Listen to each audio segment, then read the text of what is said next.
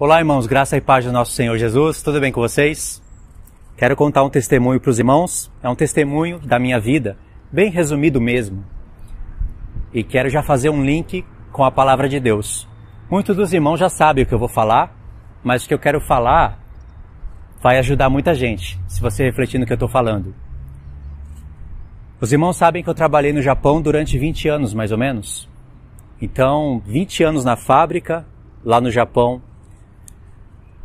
O trabalho ele é muito corrido, o Japão exige muito da pessoa e o que mais pesa é a questão de alternar turnos.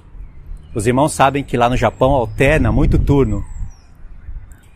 Não sei se vocês sabem, mas eu já falei para vocês, né? Trabalho uma semana de dia, outra semana à noite. A maioria dos trabalhos é assim no Japão. Raramente um homem consegue um trabalho para trabalhar só de dia. Tem, mas é difícil. E é muito difícil o homem trabalhar somente 8 horas. Entre a mentalidade dos brasileiros lá no Japão, que a mente é desse tamanho, quem trabalha só 8 horas é considerado vagabundo. Ou seja, é complicado, né? Agora, tem casos e casos. Tem casos de pessoas que têm que trabalhar mais de 8 horas.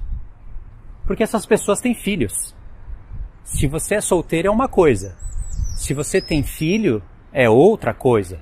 Se você tem 2 filhos, pior ainda a situação. Os filhos são uma bênção de Deus, só que você vai ter que trabalhar mais, tanto no Japão como aqui. Graças a Deus ele me livrou de ter filhos, não por causa de filhos, porque filhos é uma bênção, mas me livrou de ter filhos por causa do contexto da minha vida. Senão hoje eu estaria enrascado, né, irmãos? Estou falando do meu contexto. Mas eu sempre trabalhei no Japão, como todos têm que trabalhar em qualquer lugar do mundo. Só que no Japão, irmãos, eu conheci a palavra de Deus. E aí, resumindo a história, depois que eu conheci a palavra de Deus, e eu comecei a estudar a palavra de Deus, e é triste dizer isso, mas eu conheci verdadeiramente a palavra de Deus depois que eu saí da congregação, depois que eu saí da igreja. Não estou menosprezando o tempo que eu vivi lá, o tempo que eu congreguei. De maneira nenhuma, eu aprendi o que eu deveria aprender de início. Na verdade, eu congreguei mais ou menos 8 anos, e durante 8 anos eu não conhecia o que era Daniel, o que era Apocalipse, o que eram profecias bíblicas. E eu fui aprender isso só depois que eu comecei a me desligar de lá. Eu acho que deve ter acontecido assim com muitos, né? Não é o contexto de todos, hoje em dia tem congregações, igrejas que estudam as profecias, mas estou falando do meu caso. Aí eu saí, me desvinculei de igreja, aspas, né, de igreja, de congregação, e aí comecei a estudar a palavra de Deus em casa. E estudando a palavra de Deus eu comecei a me deparar que tinha coisas maravilhosas na palavra de Deus que eu não conhecia. Por exemplo, as profecias de Daniel. E falando sobre as profecias de Daniel, você vai ver que Deus revelou toda a história da humanidade através daquela estátua. Cabeça de ouro, os ombros de prata, os ombros e os braços, né, de prata, o ventre da estátua de bronze, as pernas, ali a parte de bronze pega um pouco das coxas também. As pernas da estátua toda de ferro, e é ferro até chegar na ponta dos dedos, só que a partir do pé começa barro e ferro misturado. Deus está revelando toda a história da humanidade nessa estátua. Várias camadas de revelações. Ele não está falando só de Babilônia, Pérsia, Grécia e Roma. Ele está falando dos impérios atuais agora. Tanto é que só quando a pedra bate nos pés da estátua, que derruba toda a estátua. Aí se desfaz o ouro, a prata, o bronze, o ferro, o barro, tudo vira pó e o vento leva. Deve ter pelo menos umas 3 camadas de revelações nessa estátua, até onde eu conheço. Mas o que me chama a atenção na estátua, uma das camadas de revelação, é que Deus mostrou ali os impérios através de materiais.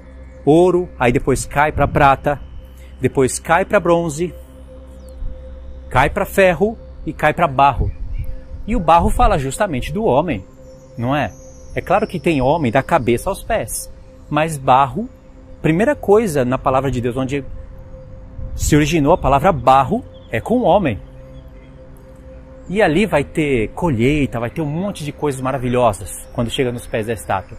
E um monte de coisas tenebrosas também. Acontece que todo esse mundo, hoje ele tem uma movimentação diferente. Mas o mundo, um pouquinho, as gerações passadas, esse mundo era movimentado através de ouro, de prata, de bronze. Ainda é, mas era muito mais antigamente. Hoje é dinheiro, né? Hoje é dinheiro virtual, é cartão. Até que vai chegar um tempo em que não vai ter mais dinheiro nenhum. Vai ser uma moeda única no mundo e vai ser através do teu próprio corpo. Os irmãos já sabem aonde isso vai dar, né? Tanto é que, se você for comparar essa estátua do capítulo 2 com a do capítulo 3, a medida da estátua é 60:6. E ali revela muita coisa. Então, Deus está falando dos materiais da estátua. E aí vai caindo os materiais até chegar ferro e barro. Aonde revela não somente um reino por um lado forte e por outro lado fraco, que é o que diz nas letras, né? Por um lado o reino será forte, por outro fraco, que seria o ferro e o barro, mas também revela que os dois não se unem. Aliás, se o ferro se unir com o barro, enferruja, e eles não se ligam. Mas nos pés da estátua, Deus mostrou um reino dividido, mas tentando se unir, que é o que nós vemos agora, justamente agora. Nós já passamos do calcanhar da estátua, passamos pelo peito do pé, chegamos já perto dos dedos. Todos os 10 reinos que se formarão e que levantarão sobre essa terra, e que será a 7ª cabeça da besta, todos esses 10 reinos já se encontram aqui. Eles não têm que vir a existir, eles já se encontram. Só faltam se unir e se ligar, para então vir o anticristo. A própria imagem da estátua, ela é o anticristo. Ela é uma imagem de um homem. E eu acho interessante que justamente nos pés da estátua você vai ver o barro e o ferro se unindo. É como se Deus estivesse revelando através de outras camadas de revelação o transhumanismo. Já pesquisou sobre isso? Pesquisa sobre isso aí no YouTube e você vai ver como o homem tem se unido com as máquinas, com os ferros, até que o ferro, todo trabalhado, vai parar dentro do corpo humano. E aí que se forma a imagem da besta. Não quero falar sobre isso agora, mas a própria imagem da besta ela está refletida na própria estátua. Por isso, barro e ferro unido. O interessante é que nosso Deus é tão sábio que ele disse que reino dividido não subsiste. Então Deus dividiu o reino da besta nos pés e ao mesmo tempo ele vai unir a sua igreja em 2 reinos, né? 2 reinos que estão separados, judeus e gentios. A história das 2 casas de Israel. Ele vai unir para que não haja mais divisão futuramente, como diz Ezequiel 37. E justamente esse Reino Unido é que vai bater nos pés da estátua.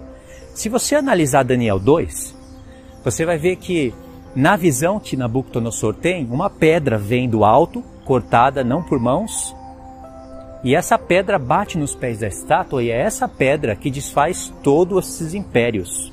E sabemos que essa pedra é Cristo, e não é na primeira vinda, é na segunda. Porque logo após essa pedra bater nos pés da estátua,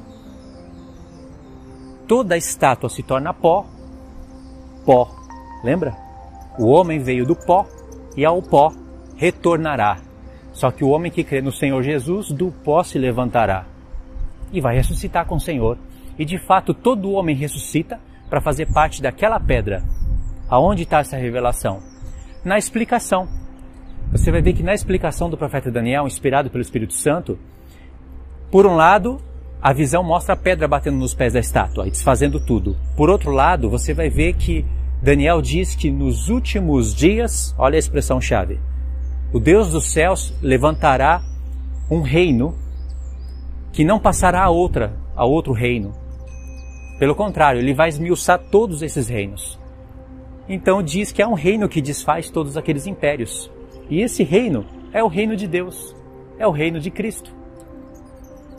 Está embutido na revelação o arrebatamento da igreja, indo até os ares, com Cristo, E às vezes a gente fica perguntando o que vai acontecer após o arrebatamento.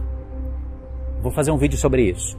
Mas já falando aqui para os irmãos, Joel 2 revela o que vai acontecer após o arrebatamento. Ezequiel 37, 38, 39 revela o que vai acontecer após o arrebatamento.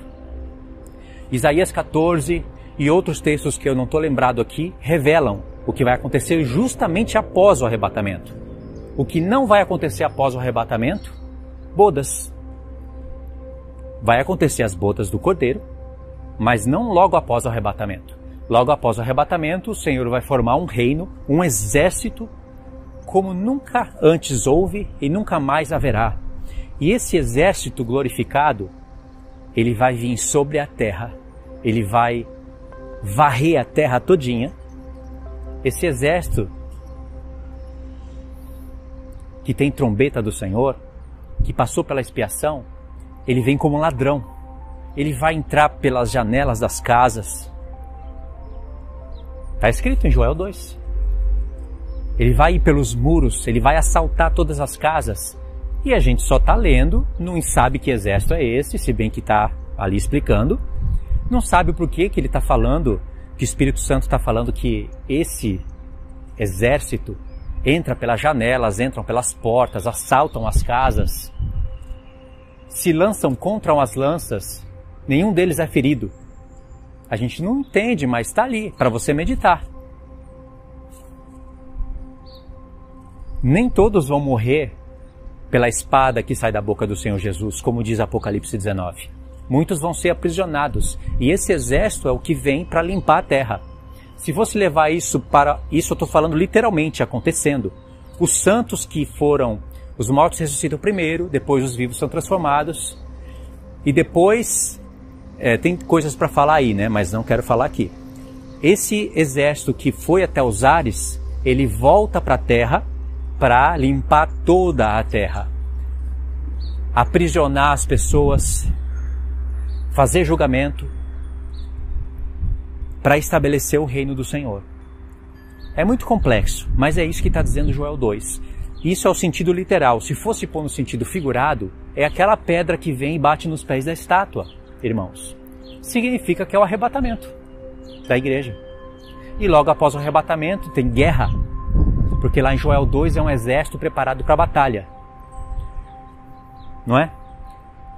Em Ezequiel fala, toca-se a trombeta, mas ninguém se prepara para a batalha, repreendendo os reprováveis.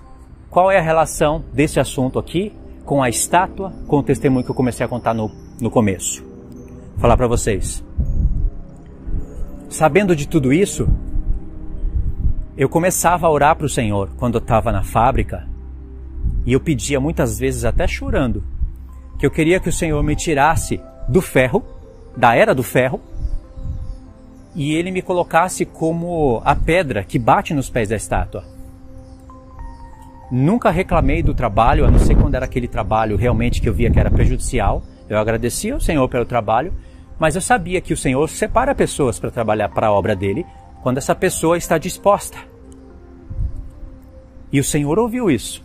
Tanto é que eu estou aqui hoje. E com a ajuda de todos os irmãos que têm me ajudado até hoje, eu estou aqui, fazendo o que o Senhor me chamou para fazer, ensinar a palavra de Deus, testemunhar a palavra de Deus. E aí, irmãos, eu pedia isso para o Senhor. Mas quando eu pedia isso, eu não tinha todas essas informações que eu estou falando aqui para vocês. Eu pedia para o Senhor me tirar do ferro, porque eu sabia da era do ferro. Eu sabia que eu estava trabalhando com ferro, e aliás, sem ferro não tem nada nesse mundo. Por isso que o ferro vai até o fim. A era do ferro já começou faz tempo, e ela vai até o fim. Sem ferro não tem edificação. Sem petróleo também não tem edificação. Mas nesse mundo tem mais ferro do que ouro, prata ou bronze. Tudo é edificado com ferro. E o ferro vai sendo trabalhado, até se tornar um celular, até se tornar chip, até se tornar coisas eletrônicas, até fundir com o homem. Essa é a informação que está nos pés da estátua. Barro e ferro misturado. É uma camada mais reveladora, mas não tem como negar que isso é assim. Isso é fato. E eu percebi que o Senhor ouve essas orações. O Senhor, Ele está atento, vendo se você ora, mas se você vai atrás buscar isso. Se você se esforça. E Deus viu que eu tenha me esforçado no Japão. Mesmo sem ter muitos recursos, eu fiz o que estava ali na minha mão para fazer. Não sabia o caminho que Deus ia traçar para me livrar disso, mas eu sempre pedia para Deus me livrar do ferro, para que eu pudesse trabalhar para a pedra. Ok? Então Deus, Ele está interessado em tirar o homem do barro, todos os homens do barro, ou seja, o estado dessa carne aqui, para aqueles que se interessam mesmo e que Deus vê um coração que quer aprender e ensinar e não está preso em doutrinas de homem, Deus também se interessa em tirar essa pessoa do ferro, ou seja, de qualquer outro tipo de trabalho. Não que o trabalho seja ruim, não que Deus não saiba que muitos vão trabalhar até o fim, mas para aqueles que estão dispostos a se gastar na palavra de Deus, e não é uma tarefa fácil, porque exige renúncia da carne, Deus separa essas pessoas. E aí Deus tira você do barro, do ferro, mas ainda há a possibilidade de você se misturar com o barro e ferro, unidos. Deus te tira do barro, Ele te revela o Evangelho, te mostra que você pode ter um corpo glorificado, fazer parte do reino dEle, eternamente. Ele às vezes pode te livrar do ferro também, te tirar de qualquer tipo de trabalho. E você lá na frente acaba abandonando o Senhor, acaba apostatando, como muitos vão apostatar. Então Deus livra muitas pessoas do barro, do ferro, e lá na frente essa pessoa desobedece o Senhor, abandona os mandamentos do Senhor e acaba se unindo com barro e ferro. Então o que eu peço para Deus é para me tirar do barro, me tirar do ferro e me tirar do barro e ferro unidos, ou seja, me tirar do reino da besta. Não deixar eu me misturar com o reino da besta. E para isso, você vai precisar não se contaminar com esse mundo, em todos os sentidos. O que eu quero dizer com isso? Na verdade, isso é uma lei para todos. Deus queria que todos agissem assim. Deus queria que todos se interessassem em trabalhar pelo reino dele. Para você fazer parte da pedra que bate nos pés da estátua, não necessariamente você precisa sair de qualquer tipo de trabalho para trabalhar unicamente para a palavra, porque nem todos vão conseguir. Cada um tem uma história, cada um tem um contexto. Mas Deus quer que todos fiquem livres do barro e do ferro. Aliás, essa é a alteração que Deus vai fazer nesse mundo. Ele não quer mais os homens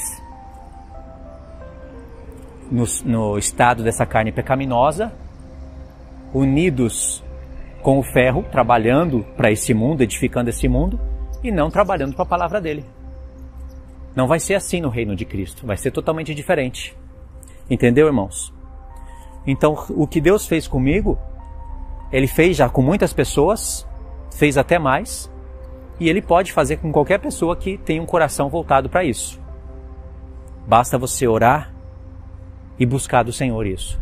Buscar isso quer dizer lendo a palavra, jejuando quando você pode, estudando e se esforçando para ensinar. Quando você se dispõe a ensinar a palavra de Deus, você vai se encontrar com muitas dificuldades. Mas Deus pode fazer tudo isso. Ele capacita as pessoas para isso. Tá bom, irmãos? É isso que eu queria deixar para vocês, tá? Muito obrigado por ter assistido até aqui. Esse é um testemunho meu resumido. Tá bom? Fiquem todos na paz do nosso Senhor Jesus, irmãos. Deus abençoe.